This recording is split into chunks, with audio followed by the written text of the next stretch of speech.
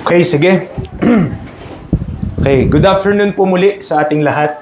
Kami po ay nagagalak na kayo po ay nakadalo at pinaunlakan po yung invitation po namin. You know what? Kailangan po natin ng mga ganitong gawain. So, ang heritage po talaga, ang movement ng mga Bible believers, ang pagpapalakasan po talaga natin through fellowships. No? So, this is part of our heritage. We do these things. Tayo po ay nagkakatipon-tipon. At least nagkakakilala po kayo. No? Yung mga men, kilala natin yung mga men sa ibang church. Yung mga ladies, kilala din nila yung mga kapatiran sa ibang church. Maging yung mga young people na kapag kilala-kilala lang sila, wag lang sila maghanap ng girlfriend dito, ha? At boyfriend dito po, no? So, kung naghanap sila ng mapangasawa nila, pwede pa. Pero yung wag na lang. Okay, maging pa tayo dyan. Conduit pa, di ba? Okay. So, mga kapatid, ito pong pag-aaral po natin this afternoon. Nakapakinig na tayo ng preaching simula kaninang umaga. We have listened to preaching. Part of the things na kailangan nating ma-recognize, bakit ba kapag nakapakinig tayo ng preaching, parang ang hirap ma-receive nung ibang preaching? Parang mahirap matanggap. Okay? Bakit kapag nakapakinig tayo ng preaching, may tinatawag ba na resistance? No? Panagpipreach yung mga pastor natin, panagpreach, truth naman, Bible naman, di man nila inimbento yun eh. Nakalagay naman sa salita ng Diyos. Pero bakit may resistance kapag tayo po ay nakakapakinig ng salita ng Diyos? Okay? And madalas, hindi ka naman nagagalit sa salita ng Diyos, nagagalit ka sa nagsasalita. So, part of this study would be to unpack. Bakit? Bakit kapag tayo ay pinipreachan? Siyempre, pag ang pinreach lang naman sa atin, yung generic lang, sabihin sa atin, be renewed in your mind, di ba? Renewing of the mind, mag-amen ka naman eh. Pero when it comes to details, kapag yung detalye na ng buhay natin, kailangan mong ma-renew yun, doon na tayo nagka-conflict. Yun na yung mahirap, di ba? Hindi naman mahirap na mag-amen sa renewing of the mind eh. Tama? Hindi naman mahirap mag-amen kapag sinasabi na the Lord is faithful. Hindi naman din mahirap na mag-amen pag sinabi study. Kasi aaral naman tayo. Ang mahirap kapag pinakailaman na ng Diyos yung buhay natin. Right. Pag sinabi ng Panginoon, ito yung dapat mangyari, yan ba talaga? Pakitingin nga sa Greek, baka iba yung nakasulat doon. No? So yun yung may kita po natin and I hope magiging blessing po ito sa atin. So, entitled this message, 6 Baskets of Growth, kasi 6 na area to kung saan ang Kristiyano supposed to be nag-grow. These are 6 areas, as also stated in the Word of God, where a believer must grow at kailangan dito tayo lumalago. Alright? So without further ado, this is our text. 2 Corinthians chapter 8, verse 7. Ang sabi ng Bible, therefore, as ye abound, meron ng update ulit. Ito, lagi ito naki-update eh. So, remind you later. Okay? So, sabi ng Bible, therefore, as ye abound in everything, kausap ni Apostle Paul yung Corinth, yung mga mananampalataya sa Corinto, sabi niya, as ye abound in everything, saang mga area yon? In faith, in utterance, knowledge, and in all diligence, and in your love to us, see that ye abound in this grace also. So there are 6 areas based only on this verse. Based lang dito sa ating talata, mga kaibigan, mga kapatid, may 6 na lugar kung saan pwedeng mag-grow ang isang believer. Na-identify nyo ba kung saan? Okay? Yun yung pag-uusapan natin. Nakikita nyo dyan yung faith, isa yon. Nakikita nyo dyan yung utterance, isa din yon. Nakikita nyo dyan yung knowledge, isa din yon. Yung diligence, isa din yon. Yung love to us, mamaya makikita natin sana umabot tayo doon. At in this grace also, yun yung hulihan. Okay? Nandiyan po kayo? Alright, so, bago ako magpatuloy, pray muna tayo. Lord, salamat. Simula pa po kaninang umaga, salamat sa utterance na binigay mo, Panginoon, sa inyong mga lingkod. Salamat sa katapangan din na hatid niyo po sa kanila. Lord, we are dealing with today with such unbelief even amongst our church people na hindi namin mapaniwalaan maging kami mismo ang salita ng Diyos. We are claiming we are saved. We're claiming we are Bible believers. We are claiming even that we are King James Bible believers. Pero Panginoon, on the application side, doon po kami nahihirapan. And Father, may you give enlightenment, Panginoon, kalinawagan ng isip para makita po namin kung saan po kami may error or even makita namin yung reality, bakit ba ganito kami mag-isip ngayon. Salamat sa kabutihan mo sa iyong salita. In Christ's name we pray. Amen and amen. So, the Apostle Paul have used the term grow and grow it only 3 times. 3 beses niya lang ginamit yung term na yon sa Bible. And yun na yun, sa Ephesians 2:21, 4:15, and 2 Thessalonians 1:3. Kaya lang, may ginagamit siya na term similarly to this word grow, and that is the word abound. So, mas ginagamit at yun po sa text natin, makita nyo, as he abound in everything. Yung 6 na bagay na yun yung mas madalas niyang gamitin. At yun ay naisulat, at yun yung ginamit niya 42 times in 35 verses. You see, abound, abounded, abounding, abounded, abundant, and abundantly, over and over again in the Pauline epistle. So, yan po. Ibig sabihin, mas maraming beses niya lang ginagamit.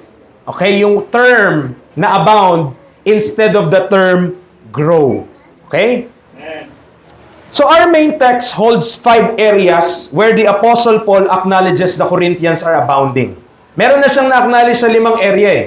At ini-encourage niya sila na mag-grow sana dun sa pang-6. Kaya yun yung exhortation niya. See that ye abound in this grace also. Yun yung sinabi niya. So, similar to the seed, alam niyo po yung parable of the sower? Kagaya po ng parable of the sower, merong seed na nahulog saan? Sa dawagan, sa mga matinik. At anong nangyari doon? Yung seed na yon na nahulog doon sa matinik. Nag-grow din naman ang salita ng Diyos eh. Nag-grow din. Yan na yung halaman, umaakyat na. Kaya lang dahil matinik, instead na magtuloy-tuloy, nasakal. Na-choke. Instead na itong halaman na ito, eventually magiging fruitful, magiging abounding, magiging talagang hitik sa bunga, mga kaibigan, mga kapatid. The result was choking. It choked the word that it become unfruitful. So the purpose of this study is to help identify those choke points. Kita natin saan ba tayo, mga kapatid, saan ba tayo nahihirapan? Bakit hindi tayo maka-apply? Bakit hindi tayo maka-move forward? Bakit hindi tayo talagang maging growing as believers? At makapag-provide tayo ng biblical understanding kung paano tayo mag-grow in these 6 baskets of growth. So una, okay, mga bata ha, that's sa ulo nyo to pagkatapos. 6 lang to. Dapat sa ulo nyo to ha, ma-recite nyo to, Calix. Recite ha, ikaw din, Andoy ha. Dapat sa ulo nyo to mamaya. Okay ba? Ayos. Pag hindi nyo sa ulo to, babawiin ko yung kinain nyo mamayang banana Q. Hugutin ko yun. Una, sa ating pag-usapan, ate, si Ate Kylie at kasi kung nahirapan ka matingnan, pwede kayong mag-move ng place. Kasi sobrang lapit nila sa screen. So una po, mga kapatid, saan tayo dapat mag-grow? In this basket of growth. Dito po sa pananampalataya. Okay? Maliwanag po yung atin pong talata. Dito, naka-highlight na para makita natin yung first point. Therefore, as ye abound in everything, in faith. So mga kapatid, ina-acknowledge ni Apostle Paul na yung mga taga-Korinto, nag-a-abound na sila dito sa area na to. At mga kapatid, yun din yung desire namin, kami pong mga pastor. Yun yung desire namin, that you abound in faith. Okay? Wala kaming ibang desire, but you also be faithful and also full of faith. Na maging puno tayo ng pananampalataya, mag-abound in this area of faith. Now, the word faith, ito po yung kung ilang beses siya in the Pauline epistle. When we say Pauline epistle, we are referring to Romans to Philemon. Ilang beses siyang nabanggit? 139 times. Imagine that. Ang sabi ng Bible, in the mouth of 2 or 3 witnesses, let every word be established. And yet, yung word faith, 139 times. So, sa palagay mo, hindi mahalaga yung faith? O sobrang halaga? Mahalaga yan. 139 times in 129 verses. Imagine mo, 56.27% of faith matatagpuan mo sa Romans to Philemon. Yung other na iba, from Genesis to Revelation na. Ganon kahitik yung paggamit ng salitang pananampalataya sa mga sulat ni Pablo. Bakit kaya? Bakit kaya? Kasi kasama dyan, di ba, yung for we walk by faith, not by sight. Sa ibang panahon, by sight eh. Come on, dyan po kayo? Bakit? Napapagaling talaga sila literal eh. Pinapakain sila ng mana kahit wala silang pagkain. Nauhulog na lang yung pagkain mula sa langit. By sight, tayo. Diba? By faith. So napakahalaga mga kapatid na maintindihan natin yung pagkagamit. Napakaraming beses, napakaraming time na ginamit yung word na faith in the Pauline epistle alone. Now, as stewards of the mysteries of God, we should hold the mystery of the faith in a pure conscience. May utos sa atin bilang mga tinagubilinan ng Diyos. Okay? Pinagkatiwalaan ng Diyos ng mga misteryo ng Diyos na dapat i-hold natin yung mystery of the faith in a pure conscience. Bakit ko yan nilagay? Dahil may pagkakaiba po yung term na the faith or the faith. May pagkakaiba yung term na the faith which Paul have kept and faith under different dispensation. Preacher, anong ibig sabihin mo? Di ba sabi ni Paul nung mamamatay na siya, kukunin na siya ng Panginoon, I have fought a good fight. I have finished my course. I have kept the faith. Okay? Iba yun. Hindi yun kaparehas kay Moises. Hindi yun kaparehas kay Abraham. Hindi yun kaparehas kay David. Hindi yun kaparehas sa ibang mga disipulo. That the faith, doktrina yan. That we need to believe and hold on until we die. Or else, pag hindi natin pinaniwalaan, pag di natin tinayuan yung tamang pananampalataya, especially that term, the faith, pag hindi yan yung ating tinayuan, nagsasayang lang tayo ng buhay. Nagsasayang lang tayo ng panahon. Okay? Kaya nga, tignan mo, hindi na banggit, hindi na pasada ni Brother Aldrin. May command, di ba? Especially sa ating mga husbands. If any provide not for his own. Kita nyo yung verse po na yun? Especially of his own house. He hath denied, anong dininay niya? The faith. And is worse than an infidel.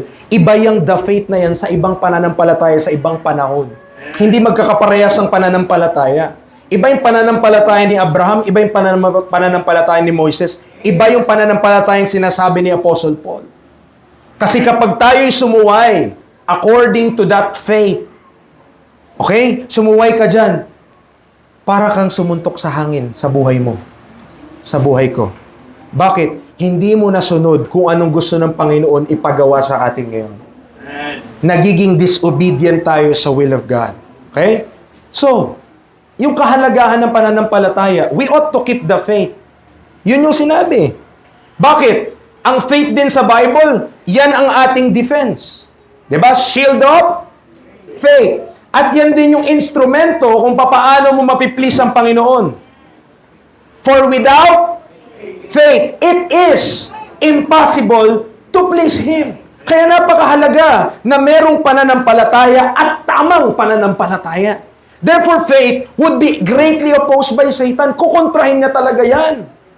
Kasi kung yan yung way para ma-please mo ang Diyos, di dyan ka niya tatamaan, dyan ka niya dadalihin. Bakit? Para hindi mo ma-please ang Panginoon. Simple lang naman ang ministry ng kaaway, though siya ay deceptive, di ba? Ang ministry niya lang naman kontrahin ng Diyos eh.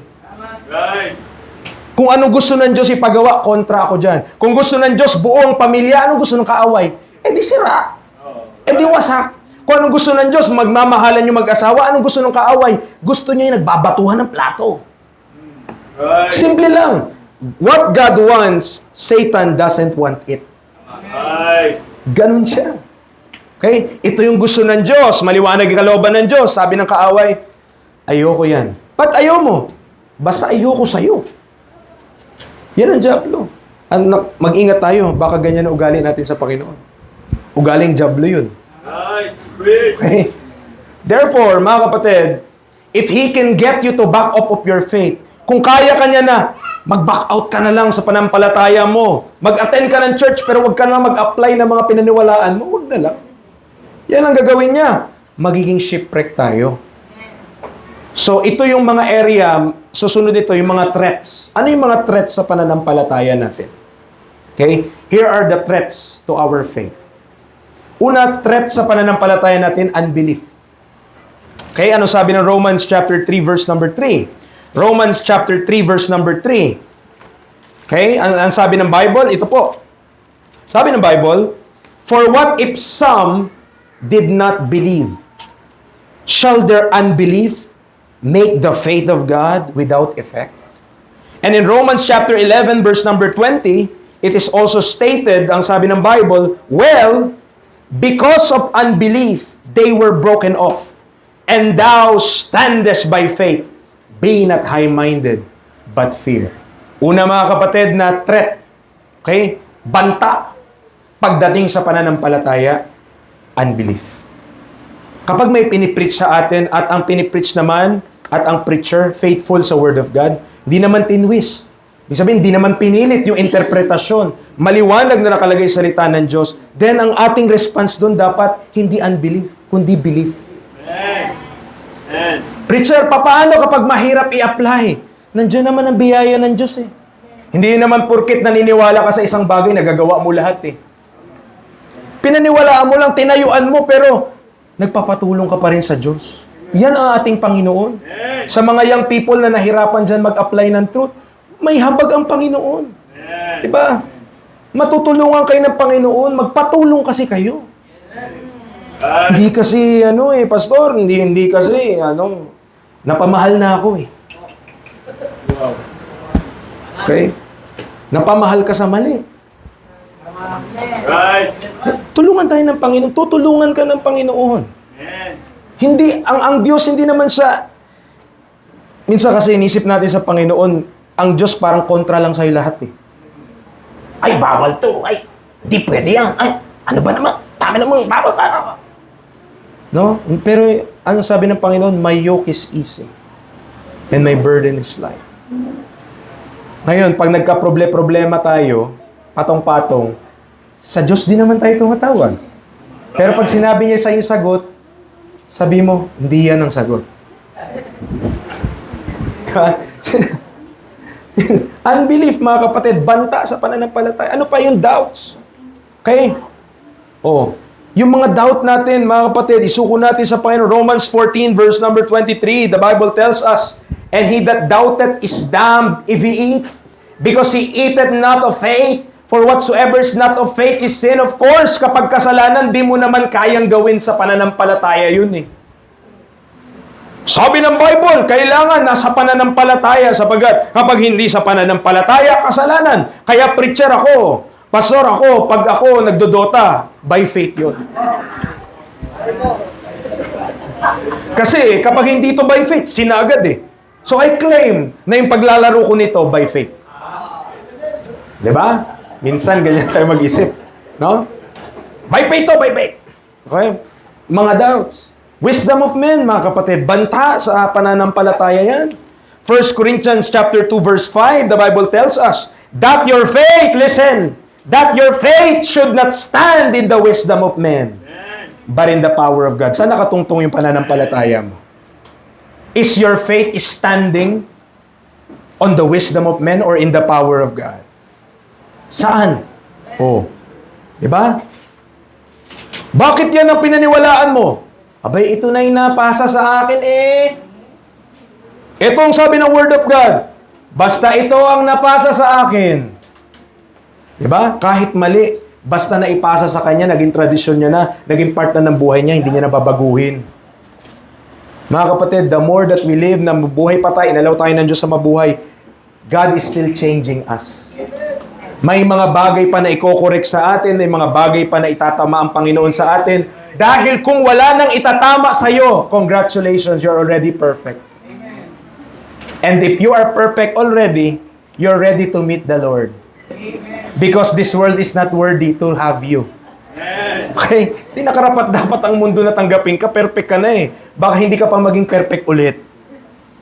But to us mortals who sin at nagkamali, huwag tayong mag-stand on the wisdom of men, but in the power of God. Sa Panginoon, paano mo gagawin yun? Di dapat sa Word of God. Kasi ang kapangyarihan ng Diyos nasa saan? Nasa saan? Nasa salita niya. Tandaan niyo po kung paano nalikha ng Diyos ang lahat ng bagay. Through what? The worlds were framed by the Word of God. Kaya nangyari lahat ng ito dahil sa salita ng Diyos. At kung tayo tutungtong sa kapangyarihan ng Diyos, sa Kanyang salita, mga kapatid, yan ang kalooban ng Diyos. Hindi sa wisdom ng tao. Ano pa? Fables and endless genealogies. Okay. 1 Timothy chapter 1 verse number 4, napakarami mga simbahan. No, pinagmamalaki pa nila. Galing ako sa ganito. Matitrace pa nila lahat ng mga pinanggalingan nila. Okay. 1 Timothy chapter 1 verse number 4, neither give heed to fables and endless genealogies, which minister question rather than godly edifying, which is in faith, so do. So yun yung gusto ng Panginoon, godly edifying, hindi endless genealogies. Ano kung sinong tatay natin? Ano kung saan ka galing simbahan? Kung mali naman ang pinanggalingan natin. At mali yung tinatayuan mo ngayon. Ituwid mo na sa iyo. Yes, mali na yung mga nakaraan. Bakit magpapatuloy ka pa? Mali na nga. Amen. Ano pa? Putting away of a good conscience, sa same book. Sa verse number 19, holding faith in a good conscience, which some having put away concerning faith, have made shipwreck. Napakahalaga po niyan. Amen. That we have a good conscience before God. Ano pa? Seducing spirits and doctrines of devils. Kontra yan sa pananampalataya. 1 Timothy chapter 4, verse number 1, anong sabi ng Bible? Now the Spirit is speaketh expressly, that in the latter times some shall depart from the faith. Bakit daw yung iba humihiwalay, umaalis sa pananampalataya? Kasi sila ay nagigive heed to seducing spirits and doctrines of devils. Speaking lies in hypocrisy, having their conscience seared with a hot iron, forbidding to what? Kasama sa doktrina ng dyablo ang pagbabawal sa pag-aasawa. Preacher, may nagtuturo ba niyan? May nagtuturo ba ng forbidding to marry? One thing, of course, if you will be honest, may mga simbahan na dinidiscourage pa ngayon eh. Kaya hindi yan ini-encourage.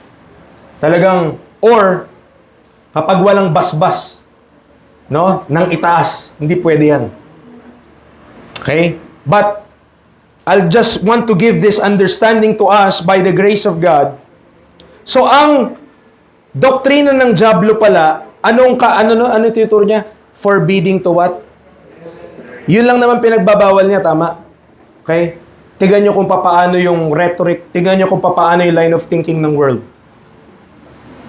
Okay lang yan, mag-date tayo. Huwag lang kayo mag-aasawa na maaga. Anong tawag mo dun? The doctrine of devil. Because you're forbidding to marry but you want to practice it. At the same time, contradiction yun, no? Nandiyan po tayo. Diba? Pinagbabawalan eh. Huwag kayong sasabihin, mag-aral muna kayo. Tama naman, sige, aral. Mag-aral muna kayo. Pero, sige, mag-girlfriend kayo, okay lang yan. Huwag lang kayo mag-aasawa. Tama? Yan po ang laman ng ng thinking ng sanlibutan. That's the world's thinking. Amen. Pero kung babasahin mo ito, sabi diyan, ano yan? Ano po sabi ng Bible doon? Doctrine of devil, mga kapatid. Sabi niya, some shall depart from the faith. No wonder. Kung bakit marami mga young people kapag nag-enter dyan, nawawala sa church. No wonder. Why? Seducing spirits. Because the spirit of this world is wooing them outside the church. Sasabihin ng spirito na yon o yung dyablo na yon na influensya sa buhay natin, lumayo ka na dyan sa simbahan, pinagbabawalan ka lang nila. Ayaw nila na magiging masaya ka. Ayaw nila na ikaw ay magiging party-party, na happy-happy. Ayaw lang nila. When in fact, mga kapatid, pag tayo nakinig sa ganong influensya ng sanlibutan, tayo ang malungkot sa dulo. Kasi yan ang mga resulta, mga kapatid, yan ang mangyari, yung mga unexpected. Instead ng hinihintay mo, ang hinihintay mo ay college certificate, ang nauna birth certificate. Reality po yan. Marami na po yan na naka-experience. Yung mga na-spare dyan, glory to God. Inayos ng Diyos yung pamilya nila. Inayos ng Diyos yung mga pag-marriage nila. Sa ngayon, mga anak nila naglilingkod na sa Panginoon. Glory to God. But don't make the same mistake because you don't have the guarantee that when you do that, you will come back to church. Wala ka, hindi mo naman masabi na kapag ikaw pumasok dyan, nandito ka pa rin sa simbahan. Dahil marami na gumawa niya, wala na po sa church. Amen. Because those seducing spirits, inihila sila palabas sa simbahan. Tatanggalan ka ng gana sa ministry. Tatanggalan ka ng involvement. Tatanggalan ka ng lahat. Amen. Nandiyan po tayo. Hindi po ako galit. I'm preaching the Word of God. Why? Kasi kung tayo hindi makikinig, kawawa eh. Kawawa po eh. Tandaan mo ang pillar and ground of the truth, yung church. The church is the pillar and ground of the truth. Lumayo ka sa church, nasaan ka? Eh di wala ka na sa truth. Amen. Diyan po tayo. Mahal po namin kayo, mga young people namin, huwag niyong isipin na pinipreach ko lang yan dahil may fellowship na ganito. I'm preaching that even walang fellowship. That's part of our preaching here. Bakit? Para itong mga bata na to, maprotektahan sila, mapalaki sila, may takot sa Diyos. At isang araw, one day, di ba? One day, sila rin ikakasal, purihin ng Panginoon. Ma-spare sila na sa mga hurt, ma-spare na sila sa mga, di ba? Mga heartbroken pa. Diba? Maiwasan na nila yung kanta ng ano, di ko kayang tanggap. Mga ganyan, maiwasan na natin yun. Ano pa, mga threats sa pananampalataya, not providing for his own. But the context being, is providing for a widow na believer, na wala na talaga makapag-support sa kanya. Ano pa, waxing wanton against Christ. Marami po eh, nabanta sa pananampalataya. Ano pa? Okay, covetousness, bantayan sa pananampalataya. 1 Timothy chapter 6 verse 10. Listen up. 1 Timothy chapter 6 verse number 10. Anong sabi ng Bible? For the love of money is the root of all evil, which while some coveted after, they have erred from the faith and pierced themselves through with many sorrows. And by the way, mga kapatid, hindi tinutukoy dyan ng Bible na yung may love lang sa money, yung may pera. Dahil maraming walang pera, ang mukhang pera rin. Amen. Hindi mo pwedeng sabihin, ay, hindi yan applicable sa akin. Yes, nakaligtas ako dun sa point na hindi ako natamaan dun. Mga kapatid, even those who doesn't have money, may love money truthfully o talagang sa puso nila. Bakit? Once na nagkaroon ng pera, tiga mo, ang ugali niya. Dati, talagang simple lang mamuhay. Oh. Talagang payak na payak yung pamumuhay. Yung nagkaroon ng pera, hala na. Ayan na yung damit, Chanel. Ayan na yung tsinelas, Louis Vuitton. Ayan na yung lahat na talaga branded, mga kapatid. Galing ng ukay lang naman yun. Hindi naman masama yun. But ang point natin, mga kapatid, covetousness is a threat to the faith. Because we are being taught in the scripture na maging kontento po. Mga kapatid, mas piliin natin yung tama lang, yung napoprovide na ating pangailangan, huwag lang tayong mawawala sa gawain ng Panginoon. Okay?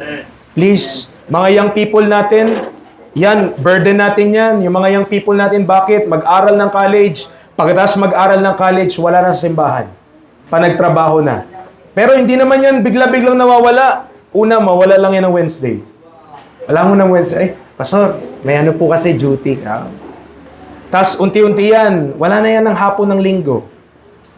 Umaga na lang yan nag-attend. Tapos, mapansin mo niyan, na siya? Na po siya? Anong tawag dito? Alitap-tap na siya. Bakit? Ang pag-attend niya, kumukuti-kuti pa.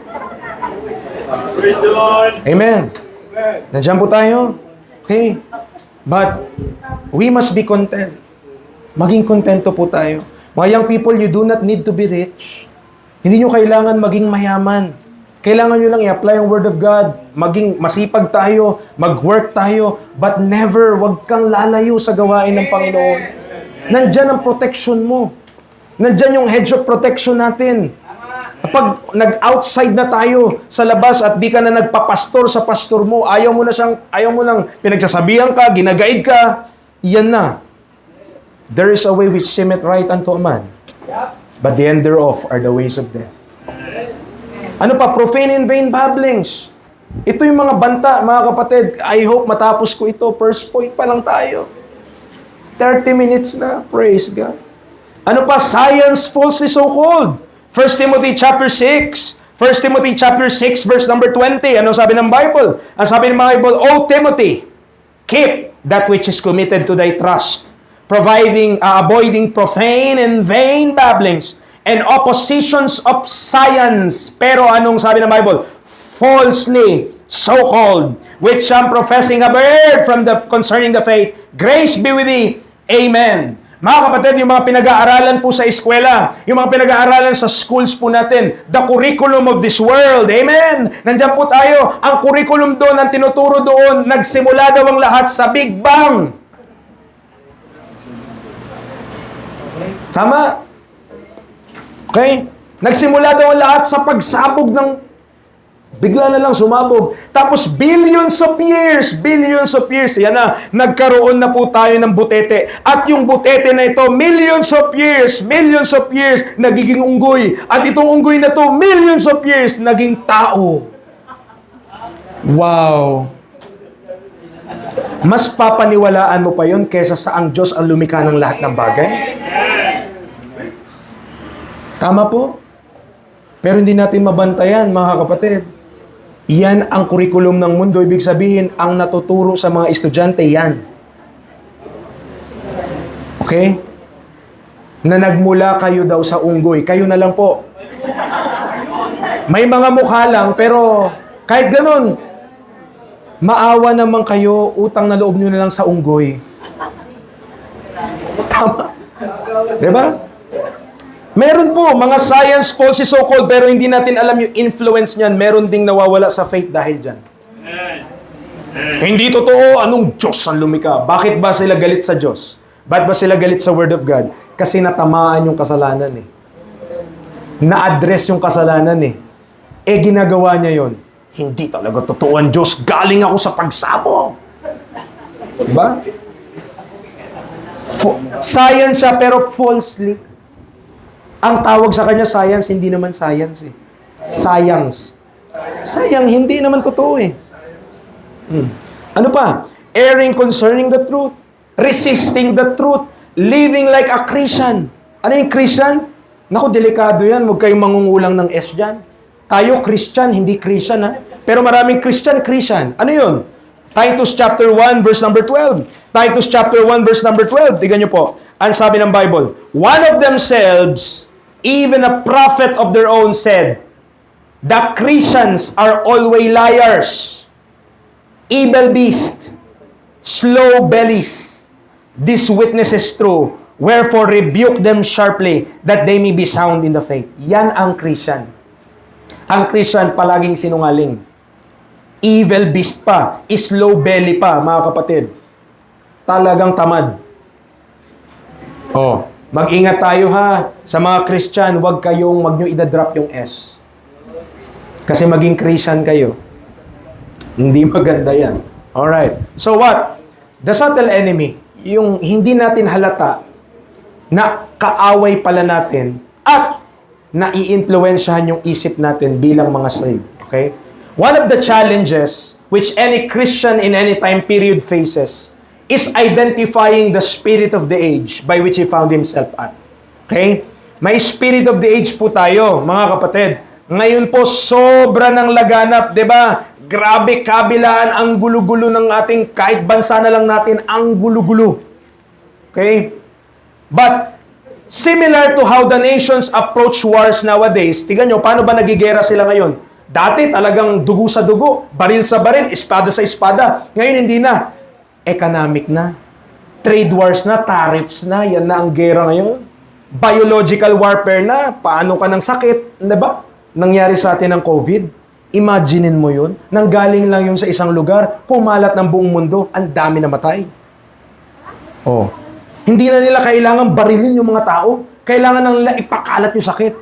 Imagine, di ba? At ano pa ngayon, sa Russia saka sa Ukraine, drones. Drones. Drone yung sumusugod, so wala nang risk yung tao ba? Yung operator, nandun lang sa bansa niya, tapos pinapasugod niya lang yung drone, tapos sumasabog na lang doon sa mga gusali. And artificial intelligence, yan na po yung nangyari ngayon. Our enemy seeks to undermine our faith in ways we would not outright realize. Kinote ko ito kasi ganyan na ang modern warfare ngayon. Tama po? Ganito yung modern warfare eh. Yung dating warfare, pisikalan. Yung dating warfare, dugo sa dugo, bomba sa bomba. Okay? Eh ngayon, ganito na. Kinopya ko yan kasi mga kapatid, ang Diablo, matalino. Okay, matalino siya. So gumagamit siya ng mga ways na hindi mo halata. Pero, nasa pattern of thinking natin, kaya tuloy, hindi natin mapaniwalaan ang salita ng Diyos. Kaya tayo nahihirapan. Okay? There are ideas and lies which are permeated by the enemy in order to hinder us from trusting God. Why? Sabi ng 2 Corinthians 11:14-15, and no marvel. Bakit? Si Satan himself is transformed into an angel of light. Therefore, it is no great thing if his ministers also be transformed as the ministers of righteousness, whose end shall be according to the works. Sinong makakahalata na ang isang ministro ay hindi pala ministro ng Diyos, kundi ministro ng Diablo, parehas lang sila ng damit. Amen. Amen. Parehas itsura. Okay? Parehas may pulpit. Parehas nagpipreach. Parehas, mga kapatid. Oh. Pero, anong sabi ng Bible? Imitation. Angel of light siya. Transformed into an angel of light. But Satan is not the true light. Okay? Ito po yung sinutukoy ko na subtle enemy natin na akala mo nakalaya na tayo doon pero hindi pa pala. Ano yon? Tinutukoy ko yung paganism, mga kapatid. Okay? Pag sinag-usapan natin yung paganism, di ba ang naisip natin agad? Idolatry. Tama? Yun nga yung sinutukoy ko. Akala ng marami, dahil tayo, dito sa Pinas, di ba, lalo na tayo, marami na sa atin ang namulat na mali talaga yung mga rebulto. Okay? Kaya marami sa Pilipinas, marami pa rin Katoliko, pero marami ng kontra sa Katoliko. Okay. But, ang Diablo, mautak. So, ayaw mo na maniwala sa idols. So, hindi ka na maniwala sa mga rebulto. Okay? Strategy niya, di ba? Hindi ka na maniwala sa rebulto, hindi na kita madaya dyan. Okay, sige. Okay lang. Pero ang kaisipan mo, parehas lang din sa sumasamba sa Diyos-Diyosan. Okay? Kahit wala kang sinasambang Diyos-Diyosan, pero ang pag-iisip mo, parang ganun sa sumasamba sa Diyos-Diyosan. May term tayo dito, syncretism. Ang syncretism po, mga kapatid, is a union or attempted fusion of different religions, cultures, or philosophies. Alam mo yung tao na ganyan? Lahat yan okay, tanggapin mo lang yan. I-join mo lang yan. Merong maganda sa Muslim, adapt natin. Merong maganda sa iglesia, adapt din natin. Merong maganda sa Mormons, adapt din natin. Hinalo-halo na, mga kapatid. Minix niya na. The absence of human sacrifice, graven images, or religious relics does not exempt us who are saved by grace from the infiltration of the pagan thought. Tandaan niyo po yan. Yes, wala na tayo ngayon, wala na nag-o-offer ngayon ng tao, di ba? Sa lumang tipan, meron talagang inaalay nila yung mga anak nila sa apoy. Namamatay talaga yung mga bata dahil inaalay nila sa apoy. Imagine that. And also, talagang gumagawa sila ng mga rebulto. Wala tayong rebulto dito, di ba? Oh, pero ingat tayo, baka yung kaisipan natin pagano pa rin. This is where I would make my case that Ephesians 2, verse 2-3, is still pervasive. Ibig sabihin, hanggang ngayon, gumagana siya. Ephesians chapter 2, verses 2-3. Anong sabi ng Bible? Kaya punta po tayo doon. Mas maganda, masundan nyo sa inyong mga mata. Ephesians chapter 2 verses 2 to 3. The Bible tells us, wherein in time past, ye walk according to the course of this world, according to the prince of the power of the air, the spirit that now worketh in the children of disobedience. Note that. Lumalakad dati, saan? Sa kurso ng sanlibutan na to, sa course ng world na ito. Verse 3, among whom also we all had our conversation in times past, in the lust of our flesh, fulfilling the desires of the flesh and of the mind, and were by nature the children of wrath, even as others. Imagine, anong pinupulfill natin dati? Nung hindi pa tayo nakakilala sa Panginoon? The lust of our flesh, fulfilling the desires of the flesh and of the mind. Nung hindi ka pa believer, nung hindi ka pa mananampalataya, ang sinusunod mo, sarili mong pita. Ang sinusunod ko, sarili kong isip. At ano bang laman ng isip ko? Hindi naman maka-Diyos. Ang laman ng isip ko, makamundo. So anong nagagawa mo? Yung makamundong bagay. Nung hindi ka paligtas, ang assumption sa Ephesians 2, dati yun. Tama? Ang assumption doon, you walk in some time. Dati pa yun. Ang problema sa atin ngayon, yung sinasabi dito ng Bible na time past, present pa rin sa atin ngayong believer na tayo. Okay? Instead na time pass na rin sa atin, pag binasa natin to, makaka-amen ka kasi, yes, I believe that time pass, lumalakad talaga ako sa course of this world, pero ngayon hindi na. Pero kung ikaw hanggang ngayon lumalakad ka sa course of this world, hindi pa yun sa'yo time pass, present pa yan. Preacher, paano yun? Hindi ba save yung mga ganon? Of course not. Save sila kung naniwala sila sa tapos na ginawa ni Kristo. Doon sa krus ng Kalbaryo, namatay siya para sa ating mga kasalanan. Inilibing at sa ikatlong araw na buhay na magmuli. At kung sumampalataya ka doon, ano mang mangyari sa'yo, ligtas ka. Pero ibig sabihin ba nun, lumalakad ka na ng tama sa Panginoon dahil ligtas ka? Okay? Hindi po. Ang kaligtasan lang ang libre. Okay? Ang kaligtasan lang ang libre. Ang pamumuhay sa Panginoon may bayad na. Present your bodies as a living sacrifice. May sakripisyo na. Ibig sabihin may bayad na yun. Okay?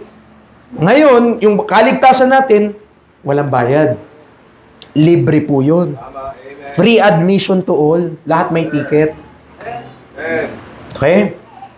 Pero yung mamumuhay ka na para sa Panginoon na i-apply mo na yung mga truths, hindi na yung libre, kapatid. Meron na talagang yielding doon na part. Ibig sabihin lang, meron na rin hinihingi sa'yo sa part din natin. May nire-require na rin ng Diyos.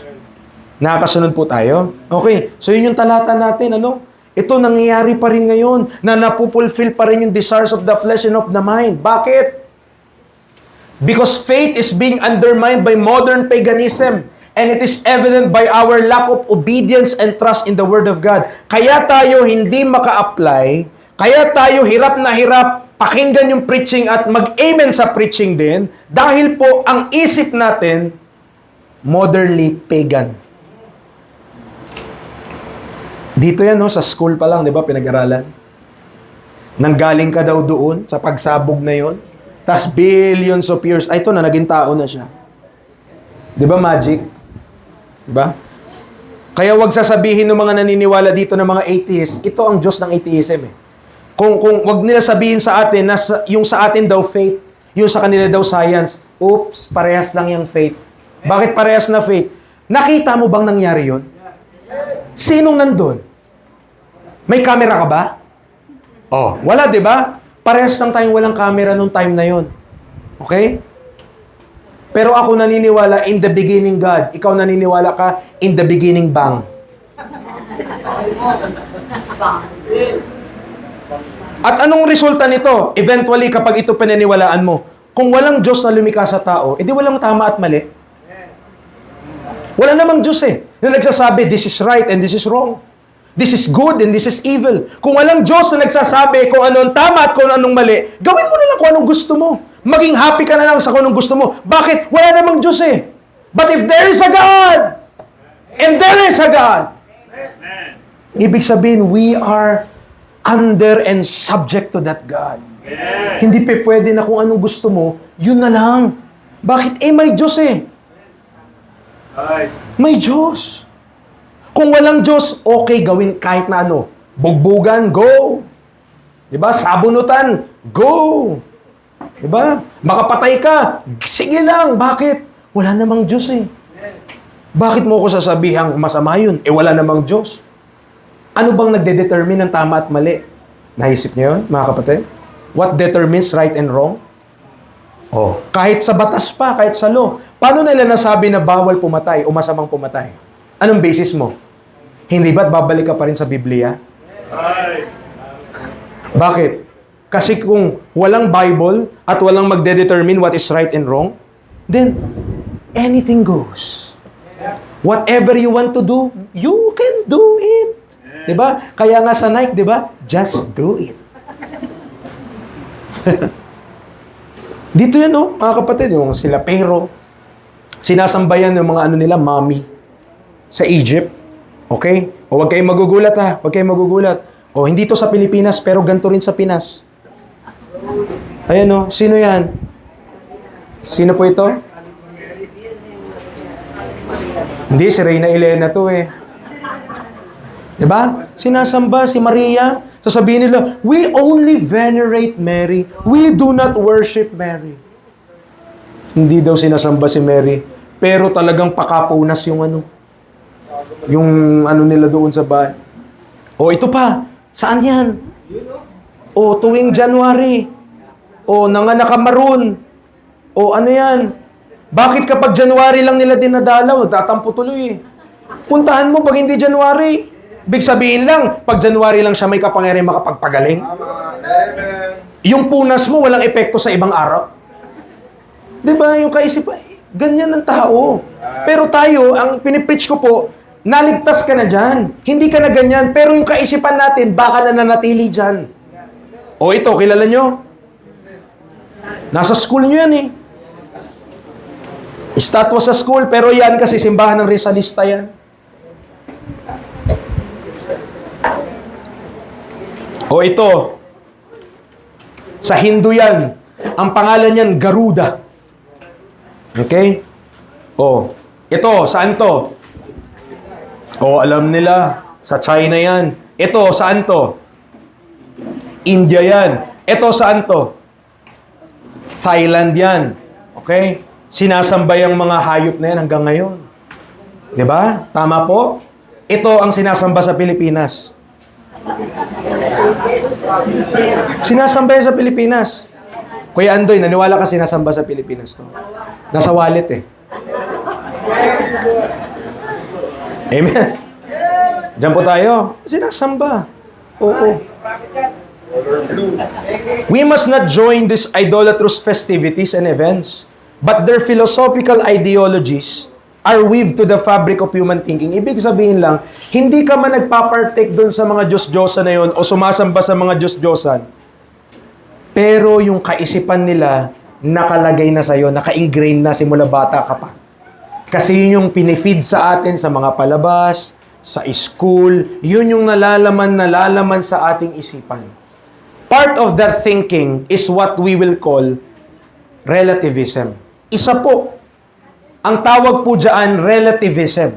Isang philosophical idea ng ibig sabihin, all points of view are equally valid.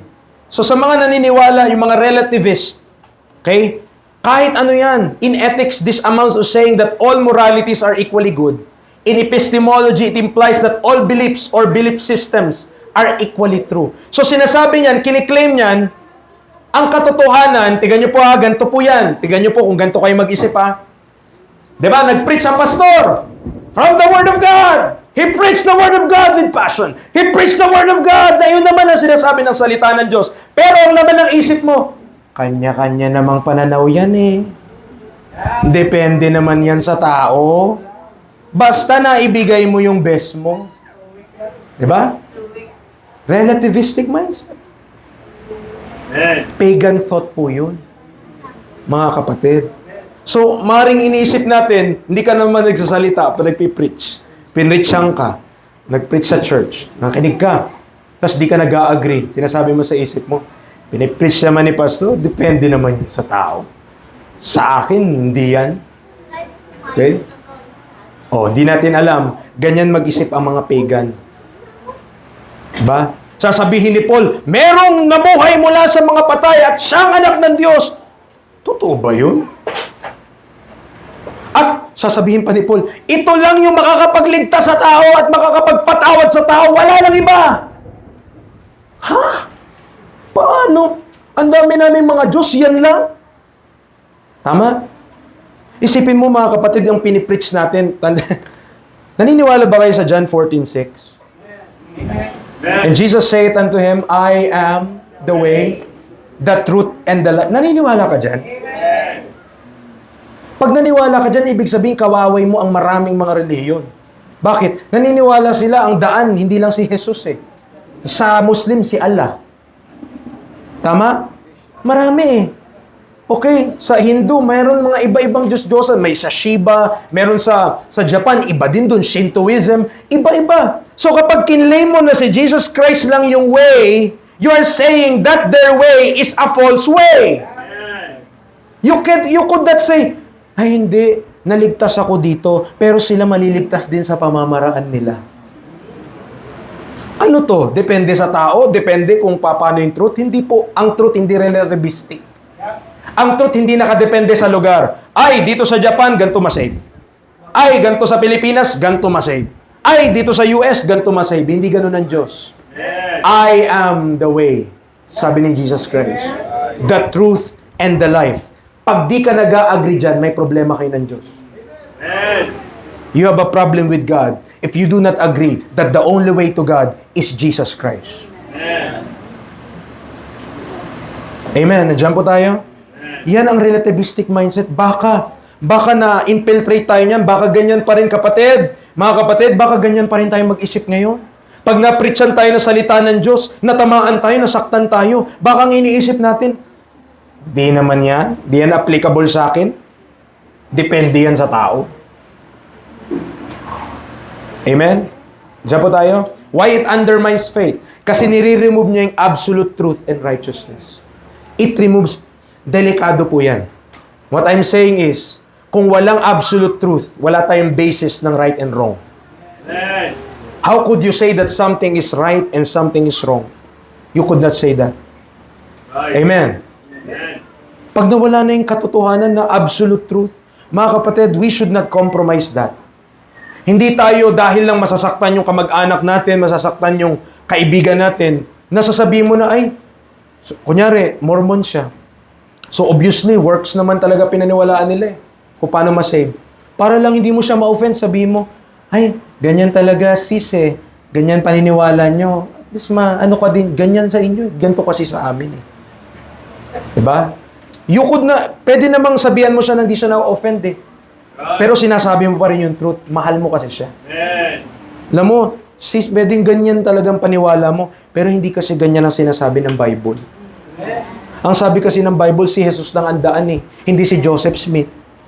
Si Jesus lang ang daan, hindi si Charles Taze Russell. Si Jesus lang ang daan, hindi yung kahit na ano yan. Amen? Nagpipreach po ba ako sa mga tao na niligtas ng Panginoong Jesus? Ibig sabihin, dahil sumang-ayon ka dito. Pag hindi ka sang-ayon dito, you have a relativistic mindset. And your mind is infiltrated still by these things. Nawa, makita natin yan. Meron ding mindset na pragmatist. Ano naman ito? Pragmatism is a philosophy most easily summarized by the phrase, whatever works. Alam mo yung mga tao, basta gumagana. The central idea of pragmatism is that truth is proved by whether or not the idea in question works. Meaning, it produces the expected or desired results. Mas maraming a-attend, Pastor Ramon, kapag ibababa natin yung standard natin. Tama? Ibaba natin yung standard sa music. Ibaba natin yung standard sa modesty. Ibaba natin yung standard sa morality. Mas marami tayong member. Pero yun ba yung gusto ng Panginoon? Does God wants us na i-forfeit natin yung ating conviction para lang mas marami tayo dito? Mga kapatid, we are not against numbers. Don't get us wrong. We are not against numbers. Mas gusto nga natin mas marami eh. We're not against numbers. What we are against is compromise. What we are against ay inaatake mo ang Diyos, yung katotohanan ng Diyos, at yung katwiran ng Diyos. Amen. Mga kapatid, may mga standard tayo kasi gusto ng Panginoon yun eh. Di ba yung idea? Ganito yung mga pragmatist. Ang Diyos naman nakatingin sa puso eh. Tama? Tama po yun. Ang Diyos nakatingin sa puso, ang tao nakatingin sa panlabas. At sino ba pinaglilingkuran natin? Ang Diyos. Pero kaya mo bang paglingkuran ng Diyos na ang Diyos lang o you serve God through people? Tama po? Sa mga believers, nabanggit kanina, ang pagsunod ng anak sa kanyang magulang, paglilingkod niya rin yun sa Diyos eh.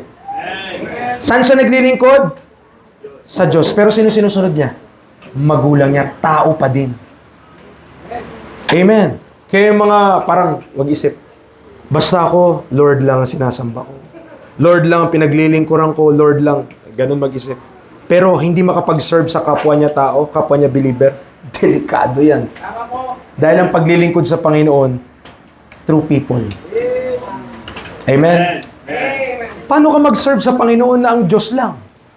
Yes, pwede ka umawit sa Diyos. Iyon, isayo. Manalangin ka sa Diyos. Yes. Pero paano mo i-obey yung mga command niya na mahalin mo yung kapatid mo sa Panginoon? To love your wife. To submit to your husband. Sa tao na yun eh. Pero paglilingkod mo pa rin yun sa Diyos. Nandiyan po tayo. Bakit ina-undermine ng pragmatist thinking ang pananampalataya? Because dinidisregard niya yung holy standards of God. Remember this, mga kapatid, as a lesson.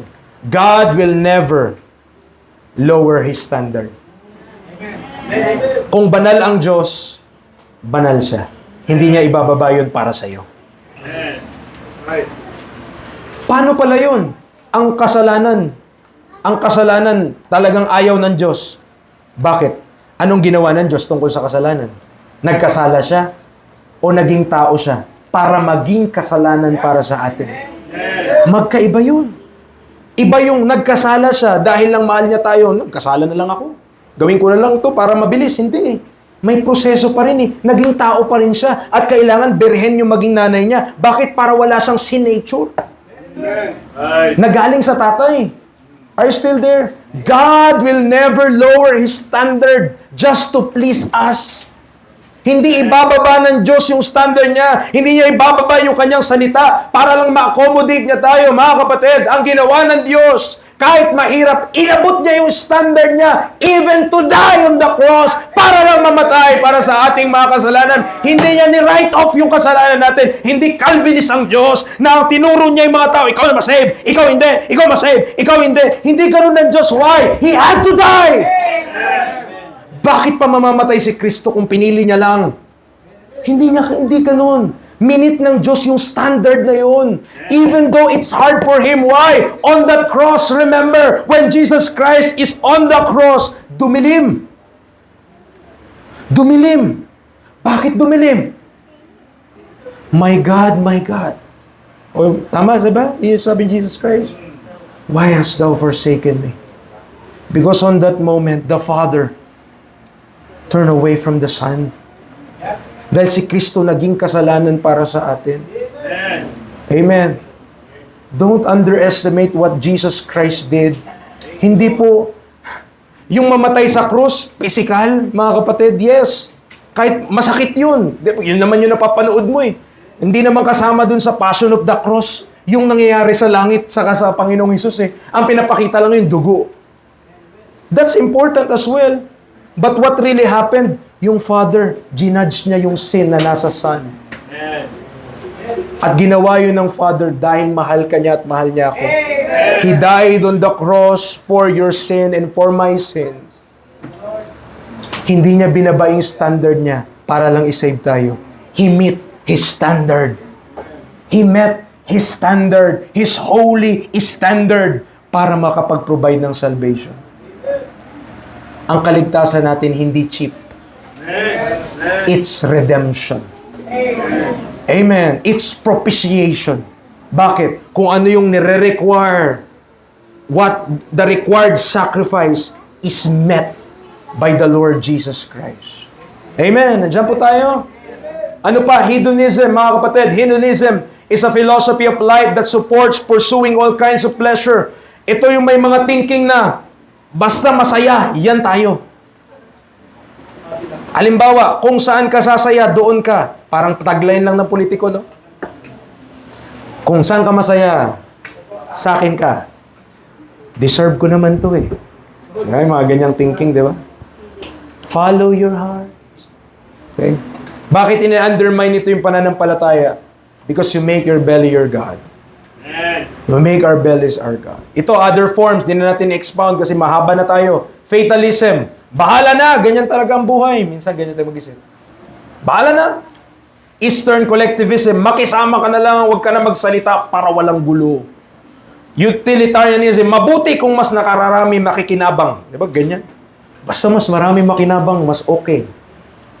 Paano mo naman na-determine na marami makikinabang doon kung hindi based sa salita ng Diyos? Yes, maaring convenient sa marami, pero hindi pala yun yung will of God. Amen? Okay, ano pa? Humanism. Nasa tao ang solusyon. Tandaan niyo po itong verse. That your faith should not stand in the wisdom of man, but in the power of God. God forbid, yea, let God be true, but every man a liar. So, let's remove the thorns. Bakit yung pananampalataya natin ngayon, hanggang ngayon, stagnant, parang nasa kanal, hindi umuusog, hindi nagmo-move, walang progress. At hirap na hirap tayong i-practice yung mga biblical things na napapakinggan natin, natuturuan tayo, pero hirap na hirap tayo. King James naman ang Bible natin. Nag-church naman tayo every Sunday. Pero bakit hirap na hirap ka? Why? Kasi meron pa ring unbelief and doubt na nasa iyong mind.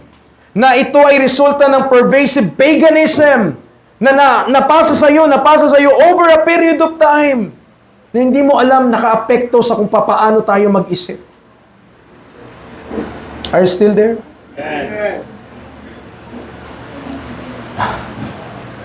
Kung na-save ka lang ng 15 years old ka, or 20 years old ka, or 35 years old ka, or 50 years old ka, imagine how many years yung thinking mo hindi pa sa Bible.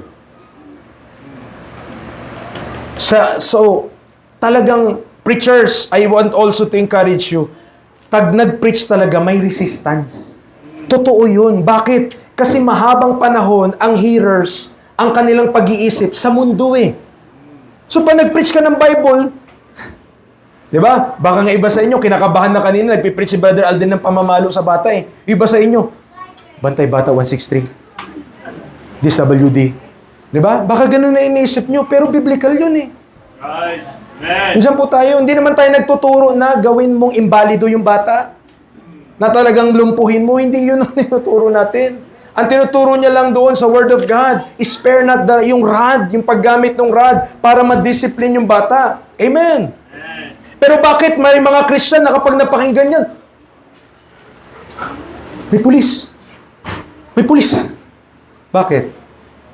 Kasi yung thinking natin, unbiblical and pagan. Our faith has cost. Tandaan niyo po yan. Amen. Pag tumayo ka sa isang bagay, meron niyang cost. May price yan. Amen. Amen. There's a price. There's a cost to becoming a Bible believer. Pag naging sinabi mo, naniniwala ka sa Bible, okay, happy-happy tayo, okay. Pero pag dumating na sa details, diyan na. Nandiyan na yung conflict. So, mga kapatid, pwede nyo na pong ipasok yung saging para at least, na-offend man kayo, nakakain kayo. Praise God. Amen. Unknowingly, Christians are being fed these lies in social media, pop culture, pop music, school curriculums, and even churches. So, duda ko, hindi ko ito matapos lahat. Okay lang. Okay? Our faith will abound if we trust God that what He said is right and best every time. Mas mag-i-increase po yung ating pananampalataya kung ang ating stand, kung anuman ang sabihin ng Diyos, magtitiwala kami kasi yun yung tama and best every time. To walk by faith and not by sight, hindi po yan selective. Di ba? A biblical practice that we estimate would bring us suffering should not be reason for our abstinence to its application. Kasi may mga bagay po talaga na mahirap i-apply. Aminin na po natin. Amen. Mga kapatid, ganun lang naman po sa Panginoon. Para matulungan tayo ng Panginoon, ang sekreto, umamin ka. Lord, hindi ko po kaya. Lord, mahirap po sa situation namin. Lord, malaki pong adjustment ang mangyayari na ito. Pero mas tutulungan ka ng Panginoon. Bakit? May humility ka. Kesa kung wala tayong humility. Faith would believe, obey, submit, and apply God's word, not just when it's convenient. Tandaan niyo po. Ang pananampalataya natin, hindi lang kapag madali. Bakit mo pa kailangan ng pananampalataya kung madali lang rin? Right. Kaya nga faith eh. Kasi hindi mo nakikita. For we walk by faith, not by sight. Oh, mga bata! Nasaan na tayo? Nasaan na tayo? Ha? Pangalawa ng basket ha? Sa ulo nyo na to. Una, faith ha? Oh. Dapat, yung mga bata ha, mamaya, ma-recite. First point is faith. First basket is faith. Pangalawa po, utterance. Utterance.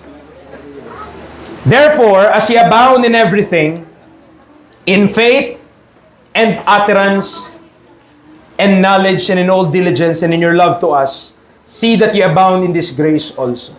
Utterance for what? Para saan na ma-utter mo yun? Para saan? Anong dapat mong sabihin? The only mention po ng word na utterance in the Pauline epistle, 2 beses lang. At yung 2 verse na to, connected sa mystery. Ephesians 6:19, and for me that utterance may be given unto me, that I may open my mouth boldly to make known the mystery of the gospel. Yan yung una na term. Pangalawa, Colossians 4:3. And sa Colossians chapter 4 verse 3, withal, praying also for us, that God would open unto us a door of utterance to speak the mystery of Christ, for which I am also in bonds. So, we hear this term mystery, mga kapatid. Yan lang po. There are those who greatly withstood the words that the Apostle Paul teaches and utters. Merong mga talagang kumukontra sa tinuturo ni Apostle Paul. The tendency would be to back down, soft pedal, or not speak at all, so that nobody would react or be offended, that we may look noble and professionals. Mga kapatid, the message we preach carried with it serious implications that would certainly convict, if not hurt, the majority of churchgoers. Tandaan niyo po yan. Yung dala-dala po nating mensahe, mga kapatid, convicting talaga. Masakit talaga minsan na ma-preach ang truth sa atin. Okay? Halimbawa na lang sa sinner's prayer, di ba? Hindi yan madaling matanggap. Oh, pero pag napalinawagan mo naman yung tao, imagine, ito po, mga kapatid. Ano ba ang nakapagliligtas? Method or person of Christ? What saves? Yung pamamaraan o si Kristo? Amen. Lahat naman sasang-ayon sa atin na si Kristo yung Savior eh. Wala namang nag-claim na religion or denomination ng Christianity na i-claim nila outright na sila ang tagapagligtas. Mostly sabihin nila, Jesus Christ is the Savior. Okay? Ganun naman ang claim nila. Pero sa ilalim nun, yung hindi mo nakikita, Jesus Christ is the Savior plus us. Plus yung kung ano yung re-require nila under their faith. But the Savior is clearly Jesus Christ. Ba? Ang tagapagligtas, sino po? Okay, si Kristo Jesus. Pag-aralan natin yung Bible, basahin natin yung Scripture. Kailan ka nakakita sa Word of God na nagpataas yung mga apostol ng kamay para masave ang isang tao? When did the apostle says, okay, do you want to be saved? Sabi nila, yes! Okay? Sinong gustong maligtas, pakitaas ang kamay. Wala kang makitang ganun sa Bible. Wala kang mabasa. Ang meron kang makita, nagpipreach sila. Pipreach lang sila ng Word of God. Pinipreach sila yung ginawa ni Kristo. Namatay siya para sa ating mga kasalanan. Inilibing sa ikatlong araw na buhay na magmuli. Yan ang pinipreach nila. And during preaching, ang Holy Ghost pumasok na sa tao. Bakit? Kasi habang nagpipreach, naniwala na yung tao. Amen. Yun ang meron kang makitang record. Pero yung pinasunod sa prayer, sabihin mo tong panalangin na to, walang ganun. Kumbaga sa computer, it doesn't exist. Sa Google, 404, error Google, walang, no item found. Wala. Walang ganun. Ang makikita mo sa salita ng Diyos, merong nagpipreach, may preacher, may message, merong nakikinig. At habang pinipreach niya yung gospel, habang pinipreach niya yung salita ng Diyos, naniwala yung nakikinig. At dahil naniwala yung nakikinig, sealed with that Holy Spirit of promise. Saan mo mababasahin? Ephesians 1:13. Binasa na yan kanina ng mga nag-preach sa atin. Tama? Anong sabi ng Biblia? Ephesians chapter 1 verse number 13. In whom ye also trusted, after that ye heard the word of truth. Nagtiwala daw tayo in whom. Sino yung whom na tinuturo? Verse 12 pa lang, makikita mo na eh. Trusted in Christ eh. Maliwanag kung sino yung whom. That whom there is Christ Himself. In Christ ye also trusted. Kailan ka nagtiwala kay Kristo? How to trust Christ? After that you heard the word of truth. So dapat may mapakinggan kang word of truth. Ano yung word of truth particular na yon? The gospel of your salvation. When you hear the gospel, in whom also after that ye believed. Yan ang way para masave. Amen. Clear ang Bible. Pinreach ang gospel, pinreach ang salita ng Diyos, pinreach ang death, burial, and resurrection of Christ. Pinreach yung ginawa ni Jesus Christ para sa atin. Narinig mo yun. At nung narinig mo yun, tama yun ah. Tama yung pinipreach. Yes, Jesus Christ died for my sin. I accept that. Tinatanggap ko yung mensahe na yan. Pero hindi mo naman yung sinasabi na sa bibig mo eh. Sa mind mo lang, nag-agree ka na sa preacher. And when that happens, when you believe that message, kahit pa nakikinig ka lang, kahit hindi ka umiiyak at di ka lumuluhod, naniwala ka sa ginawa ni Kristo, selyado na. Ano sabi ng 13? Ye were sealed with that Holy Spirit of promise. Hindi mo kailangan pilitin ang tao para maligtas. Pero kailangan mapreachan mo ng tama. Kasi hindi siya pag naniwala siya sa mali, hindi pa rin siya maligtas. What needs to be heard is the gospel of our salvation today. At preachers, pastors, yan ang ayaw ni Satan na sabihin, kaya ang mga nakakaalam niyan, minsan tinatakot ng dyablo. Tinatakot niya talaga para wag mo na lang sabihin. Kasi pag sinabi mo, walan ka ng kaibigan. Mawalan ka ng mga kasama. Bakit? Isipin nila, ano ba yung pinagtuturo mo? Ano ibig sabihin mo? Ang tagal ko na simbahan, di pa ako saved. Wala ka namang sinabing ganun sa kanya. Ang sinabi mo lang, ito yung way ng salvation. Conflict sa pinaniwalaan niya yun. So ano talagang consequence? Isipin niya, ibig sabihin mo, sa tagal ko sa simbahan, hindi pa ako ligtas? Nandiyan po tayo? Pero ibahin natin senaryo. Kausap mo hindi baptist. Kausap mo hindi yung mga mainstream na mga Christian. Kausap mo Katoliko. Matagal na siyang Katoliko. Simula pa pinanganak siya. Longest time, Katoliko siya. Paano siya magsalita sa iyo? Ang tagal ko nang nagro-rosaryo, hindi ako ligtas. Ang tagal ko nang nagno-nobena, hindi ako ligtas. Sa tagal ng rebulto dito sa bahay namin, hindi pa kami niyan ligtas. Nakuha niyo po? Anong problema parehas nila? Ni baptist, ni kahit sino siya, ni relihiyon siya, anong problema nila? Nagtiwala sa ibang bagay maliban kay Kristo. Ni baptist ka, ni kung ano ka man, kahit sino ka man, ang mahalaga kay Kristo ka nagtiwala, hindi sa kahit na anong pamamaraan. Sapagkat kung ang iyong buhay ay kukuning minsan, ikaw ay mapupunta sa dagat-dagatang apoy na wala ng lisan. Amen? Hindi na talaga, wala na dun eh. Pero ito po yun, utterance for what? To preach the mystery of the gospel, mga kapatid. Hindi madali na mag-preach ng truth. Hindi madali na mag-preach ng gospel. There are oppositions to this. Amen. Pero, hanapin natin, saan ba tayo nagturo ng mali? Saan ba tayo nagtuturo ng hindi tama? Ang binasa lang naman natin kanina din, Ephesians 1:13. Bible pa yun. Amen. Maliwanag. Yun ang procedure, yun ang order paano masave. May preacher, ang daladala niyang mensahe, gospel of your salvation. Ibig sabihin, yung ginawa ni Kristo. 1 Corinthians 15, 1-4, basahin niyo po yun. Yun po yung daladala niyang mensahe.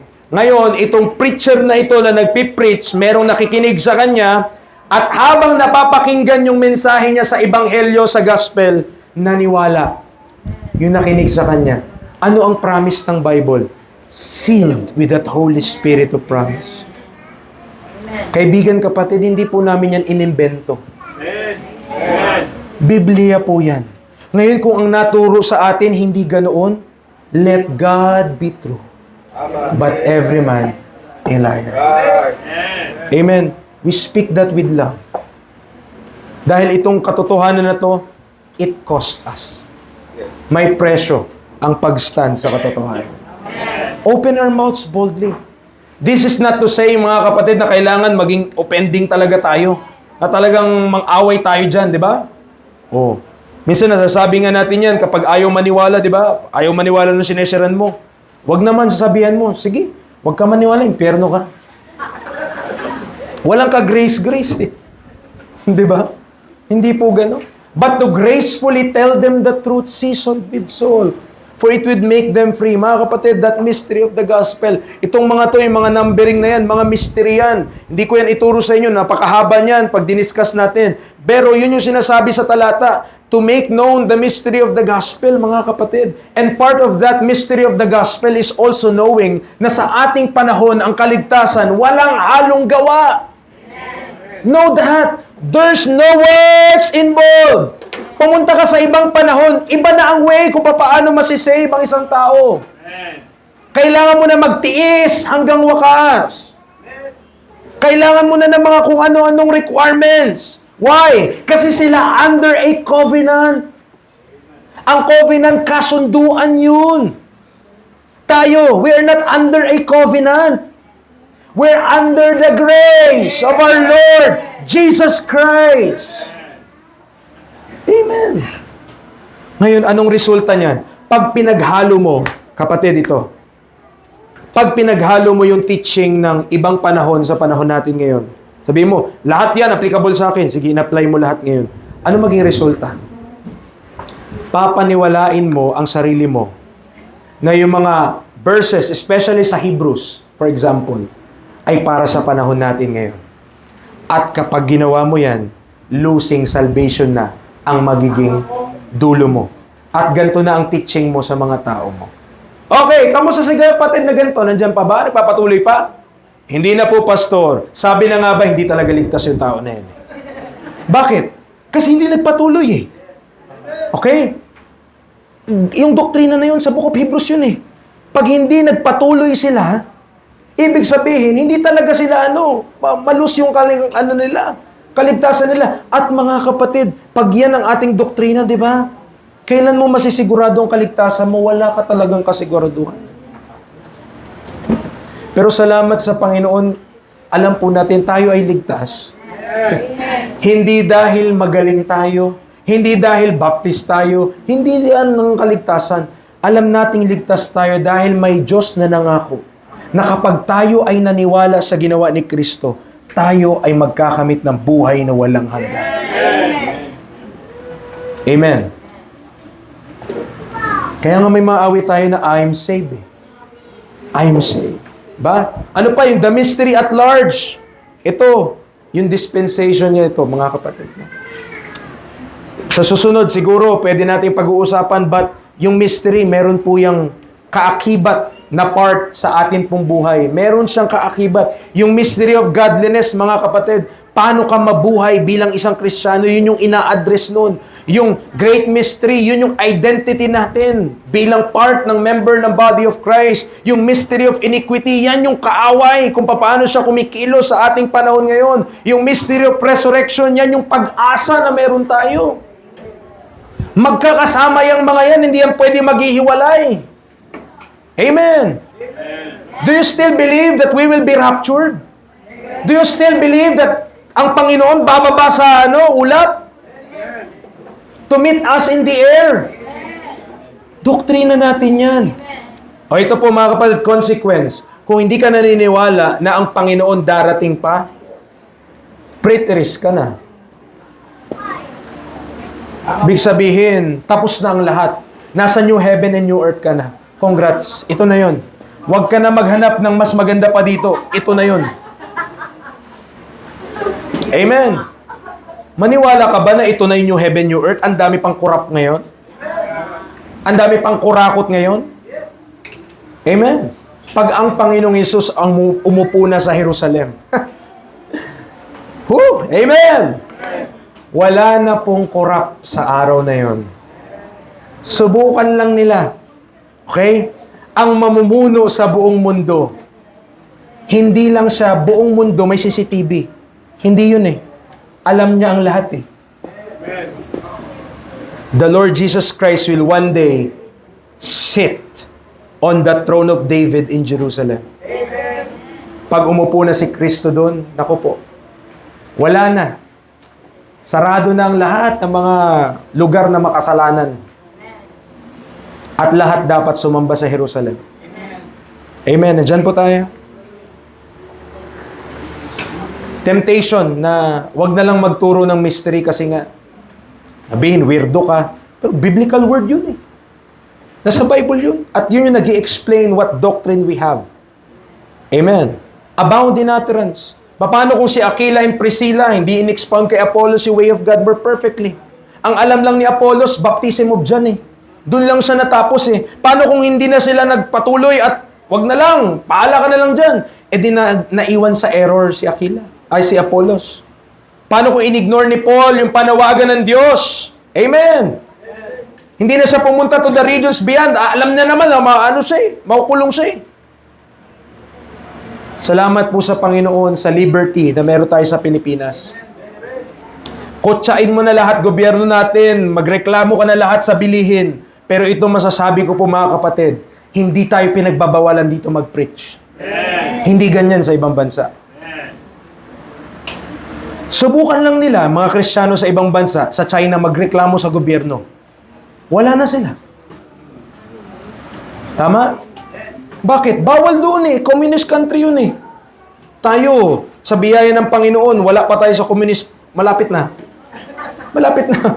Sa mga mukha ng mga congressman natin dyan at Pero, binibigyan po tayo ng liberty ngayon. Kapatid, may liberty